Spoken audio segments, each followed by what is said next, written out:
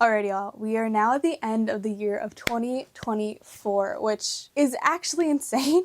I cannot believe that next year, or by the time you're watching this, it might even be this year, is 2025. That's crazy. But as you can see over here, I have my top 24 books of the year 2024. And I really tried my best to rank them from least to most favorite on my favorites rank. Surprisingly, I had a lot of memoirs that I listened to, so they're not in this stack, but I'm going to be going through all of them and show you my top 24 favorite books of the year 2024. I'm genuinely scared. Ooh, well, I was gonna say that I'm scared that's gonna fall, but...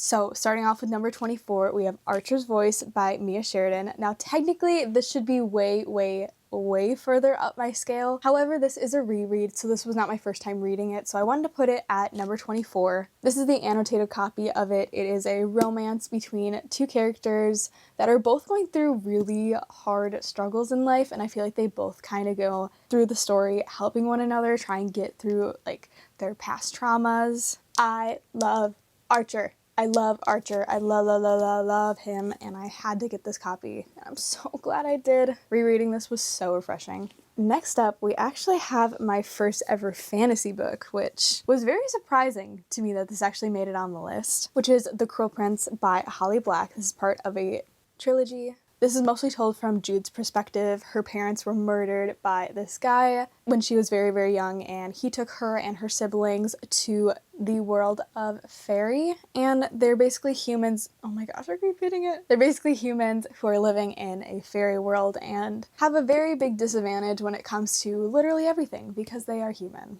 But Jude really wants a place on court, which is just like a higher up ranking, kind of? Not really. I don't know how to explain that. And I basically went from this book right into the second book, and I really enjoyed it. And I rated this 4.5 stars. This next one is a romance, and is the third book to a trilogy. I don't know if there's going to be more books to the series or not. I'm thinking so. And this one might surprise some people, but it's actually Daydream by Hannah Grace. I'll be talking about another Hannah Grace book later on. I know this book may not be what a lot of people were expecting it to be, but I rated it at 4.5 stars. I loved the over communication in this book because I cannot stand miscommunication. It just ruins a book for me. I can't. It's not for me. And I feel like I really related to Hallie in being a people pleaser, and she tends to do more things for other people rather than for herself, and I related to that a lot. So this was a fun read. I will say though, it is pretty long for a romance book, so keep that in mind. Next on the list is actually a thriller. It might be the only thriller I have on my list. One of the two. And as soon as this comes out on paperback, I will be ordering it because I really enjoyed it, and it was Good Bad Girl by Alice Feeney. Again, I'll be talking about another Alice Feeney later on, but the way that she writes was so good. I will say parts of it was kind of confusing because you're going back and forth from so many different perspectives. It's hard to keep track of the people, but once the plot kind of connects with all of the different characters, then it really starts to make sense. And I did not guess the, like, killer, murderer, whatever you want to call them. I never can in Alice Feeney books, and this one was really a surprise for me. I definitely plan to read more of her books in 2025. Oh, this next one was so cute. Majority of the books that I read are recommendations from people, so this was a recommendation from a friend that I heard her talking about, and it was The Bodyguard by Catherine Center. This one was so cute. This is one of the few YA books that I have, and it was just so fun. It's actually where the girl in this book is the bodyguard for, I believe he's an actor. But it was so just fun and cute, and I actually got through this really fast. It's just over 300 pages. This book had me giggling and kicking my feet. I loved it. This was a 4.75. Okay, this next one. Sorry, I forgot to say the numbers for like the last 5. So this is number 19, and it is Love and Other Words by Christina Lauren. I'm obsessed with this cover. I know there's another version of the cover. This one, I still kind of go back and forth on my rating. I gave it a 4.75. In my head, it was a complete 5-star read up until like the last 30 pages, and then I'm like, you know, why? But one of my favorite, I guess it's kind of a trope in books, is when they're like younger and it's just the innocent love that they're kind of like learning about each other and just Oh, I loved it. It was so cute and it was just so cozy. It was so... This one was a really fun read. The ending reason why... No. But if you take that part out of this book, I love this book. Number 18, we have The Friend Zone by Abby Jimenez. This one I kind of go back and forth from a 4.5 to 4.75. There's one trope in here that I'm not the biggest fan of, but my thing is with this book is the main character, Kristen, is going through a lot of struggles that maybe not to her extent, but I've gone through in my lifetime and I'm still kind of going through. So I was able to relate to her on a whole other level. And some of the things that Abby Jimenez wrote in this book, me. This book follows Kristen and Josh. Josh kind of has more, not insta-love, but he just finds Kristen really attractive and she doesn't really want anything to do with them. So you kind of get a little bit of banter back and forth. This book was also hilarious. The humor in it really surprised me, and I'm excited to read the other two in the series. Number 17, I actually don't have a physical copy of, but I really need to get a physical copy of. It is The Love Wager by Lynn Painter. I love every Lynn Painter book. Every single one that I've read so far. I think I only have maybe like 3 of hers that I haven't read. I read this book, or I guess rather listened to it, in less than 24 hours. It was so funny. It was so funny. Basically, these two people place a wager on who can fall in love first, and I ate it up. It was so funny. It was one of the few books that I've ever read that made me physically laugh out loud and in public, but you know what? It was worth it. This was also 4.75. I ate it up. It was so fun. I loved it. This next one was actually the first thriller that I read, which is so weird that I read this year because I feel like I read this so long ago, but this is absolutely perfect for the winter season, and it is Rock, Paper, Scissors by Alice Feeney. Again, another friend recommendation for me.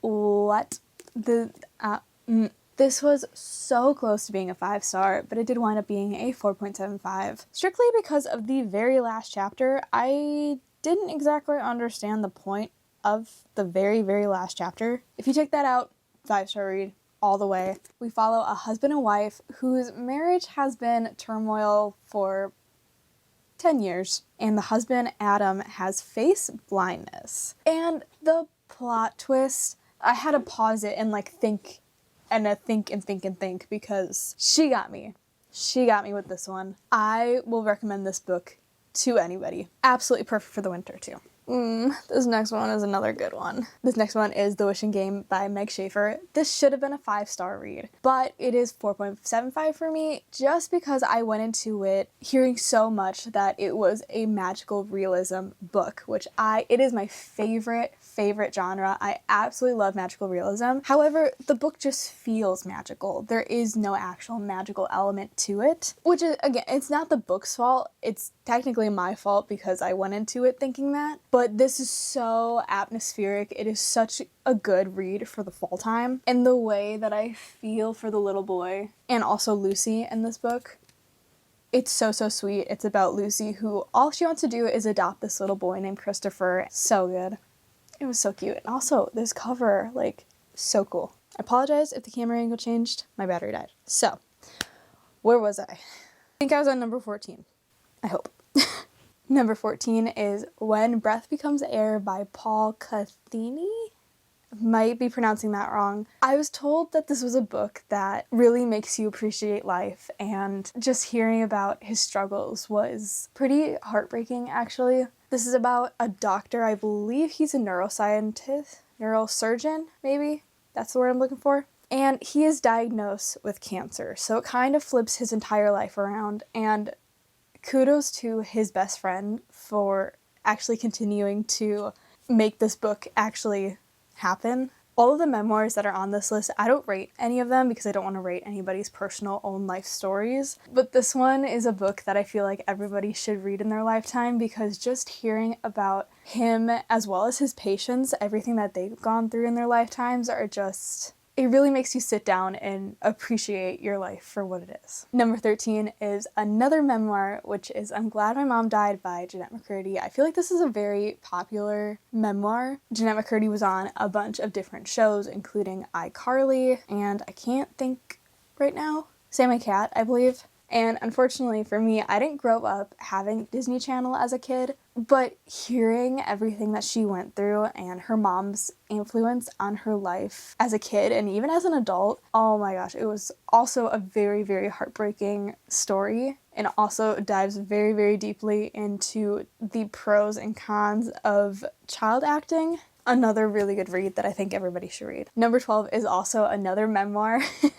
Like I said, I had a lot of really good reads this year, and I'm very excited to read even more memoirs. I feel like it's just so special hearing about people's stories, and for me especially, I'm a film kid, so I just love hearing about actors and actresses and all of their different experiences in life. So number 12 is Beyond the Wand by Tom Felton, and I feel like this book is even more special because as I was reading it, I was also watching the 7th and 8th movies to the Harry Potter series, which, if you didn't know, Tom Felton is who played Draco Malfoy in the Harry Potter franchise. And I loved like going along with the movies with also the book. But I feel like his acting story was very different compared to a lot of the books that I've read before, or rather listened to. And it was fun to like see the different comparisons of his life, from being arrested and getting in trouble with the law to having fun on set and being able to travel to different countries as a young kid because he was an actor. It was another really fun one.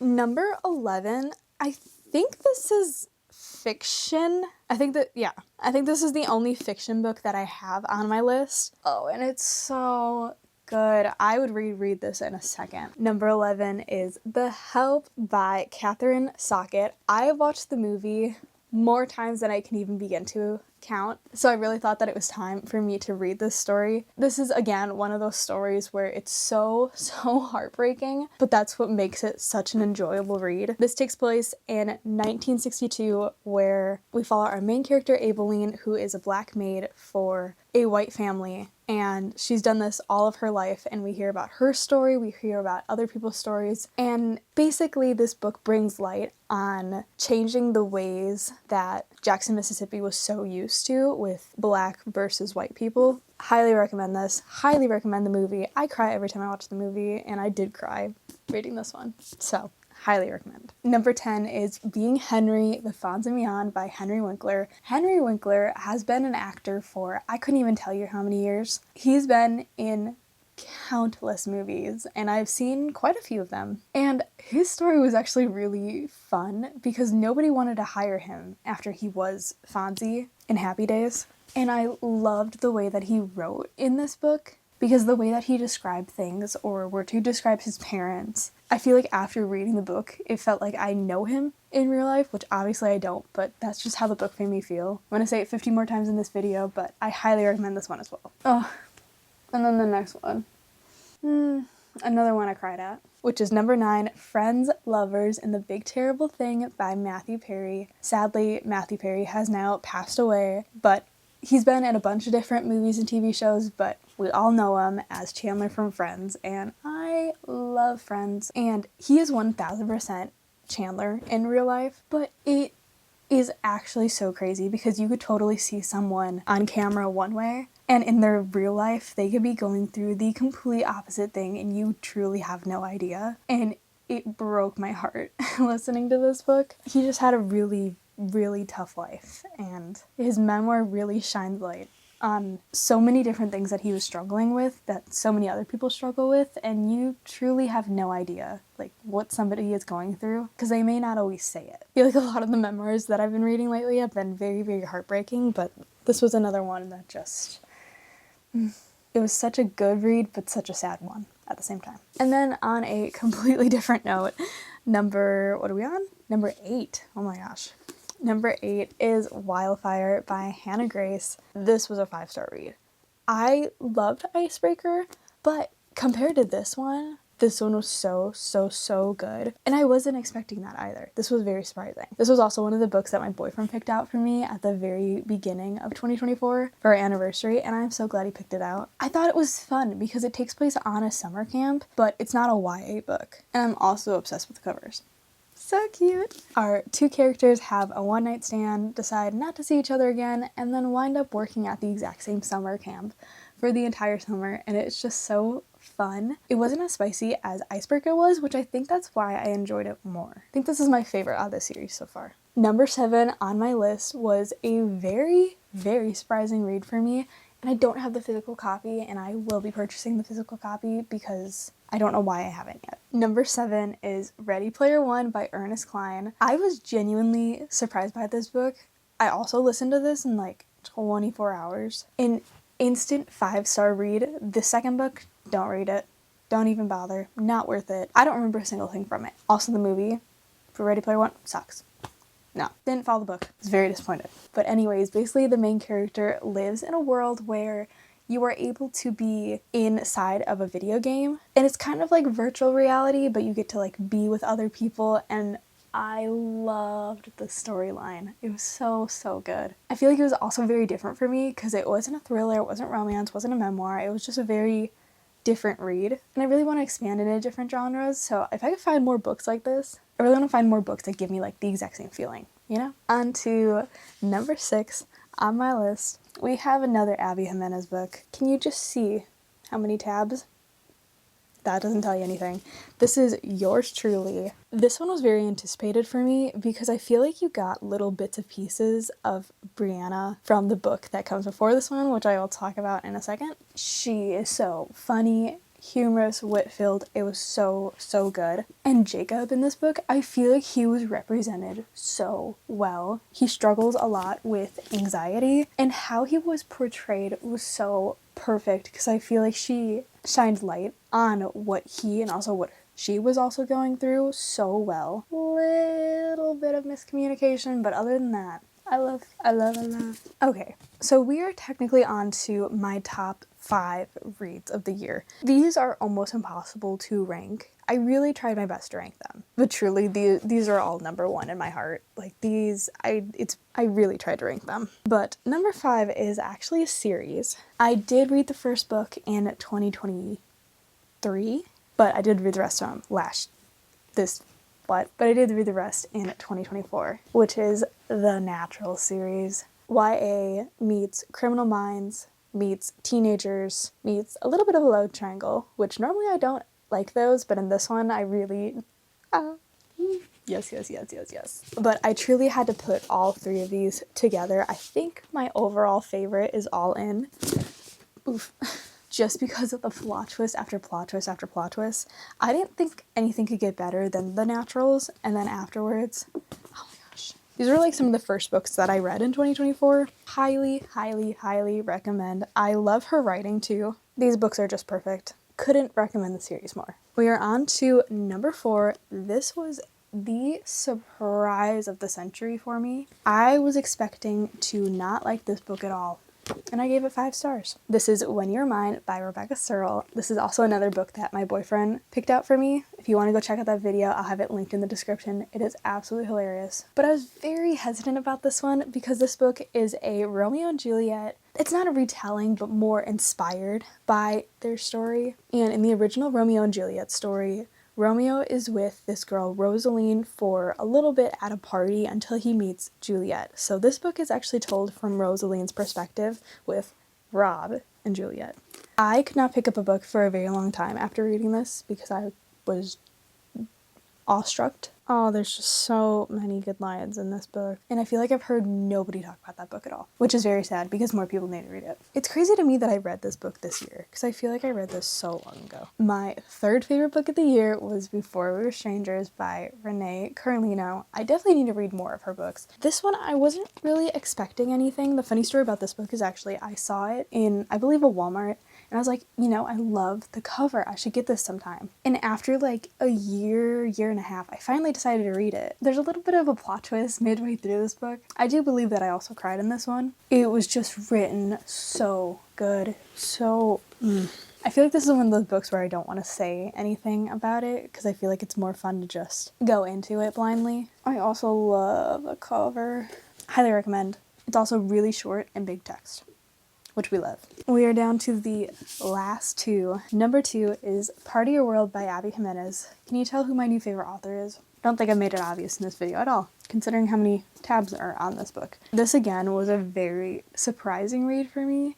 I did not think I was gonna love it as much as I did, but there's a goat, and I love goats. She's basically a hotshot doctor who comes from a very long line of doctors, very rich, very city girl. He basically lives in a very, very small town, and I felt like I very related to a lot of the small town aspects in this. I did a horrible job of explaining this book, but trust me, it is worth the read. Oh, it's so good. And even though it's the first in the interconnected standalone series, the first book I ever read by Abby Jimenez was my number one of this year, which is Just for the Summer. The most beautiful cover that I own, the probably most tabbed book also that I own. I bawled my eyes out to the ending of this book. I also have that recorded in a summer video from this year, which will also be linked down below. I can't say enough good things about this book. It looks like it's just a cute little sweet romance, but truly it comes down to so much more than that. What both of the characters are going through are two very different things, but the way that they're able to work on themselves individually but also together. I actually ran out of like every color tab when I was reading this book. Oh, it was so good. Oh, I'm gonna cry thinking about it. It truly does not get any better than this. And she's coming out with a new book this summer.